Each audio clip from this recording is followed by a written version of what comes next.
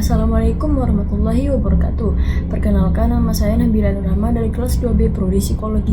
Jadi di sini saya akan sedikit menyampaikan terkait depresi pada lansia akibat isolasi sosial dengan fokus di Panti Sosial Tresna Werda Kasih Sayang Ibu yang berada di Batu Sangkar.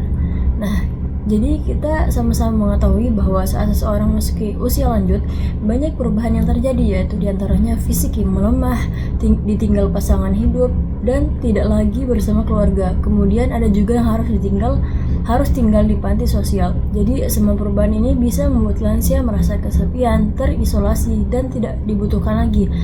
Nah, inilah yang menjadi salah satu penyebab utama depresi pada lansia. Nah, jadi apa sih depresi itu? Jadi depresi itu sendiri adalah gangguan suasana hati yang ditandai dengan perasaan sedih terus-menerus, hilangnya minat terhadap aktivitas, mudah lelah, merasa tidak berharga, dan juga bahkan bisa muncul keinginan untuk mengakhiri hidup. Pada lansia, gejala ini sering diabaikan karena dianggap wajar karena usia, padahal ini tidak boleh dibiarkan. Nah, mengapa isolasi sosial menjadi penyebab?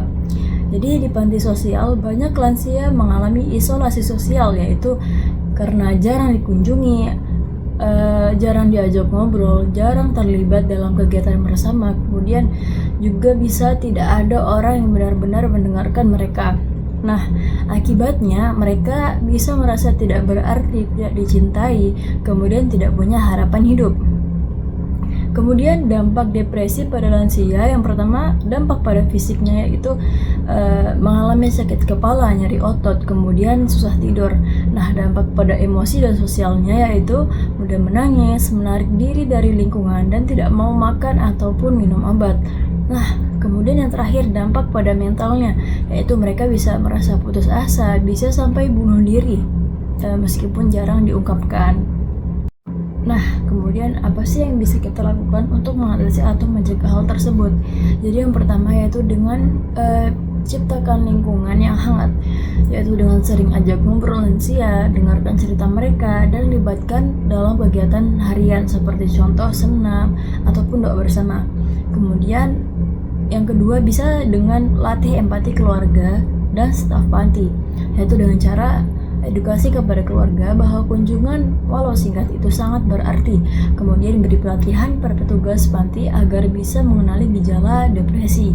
Kemudian yang ketiga yaitu berikan akses ke psikolog atau konselor, yaitu dengan cara ajak lansia bicara dengan orang profesional, kemudian sediakan sesi konseling yang rutin. Nah, kemudian yang keempat yaitu dorong lansia untuk aktif secara sosial dan spiritual, seperti contoh ikut pengajian ataupun doa bersama ataupun komunitas lansia. Nah, kemudian aktivitas spiritual ini terbukti membantu kesehatan mental. Nah, kesimpulannya, depresi pada lansia bukanlah hal yang sepele. Isolasi sosial adalah pemicunya, tapi bisa dicegah dengan dukungan emosional, aktivitas sosial, dan pendampingan psikologis.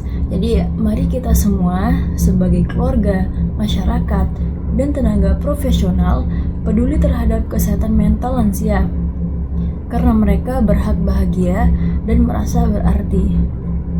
Nah, sekian yang bisa dapat saya sampaikan, kurang lebihnya mohon maaf apabila ada salah kata. Wallahul muwaffiq wal hadi ila sabilir rasyad. Wassalamualaikum warahmatullahi wabarakatuh.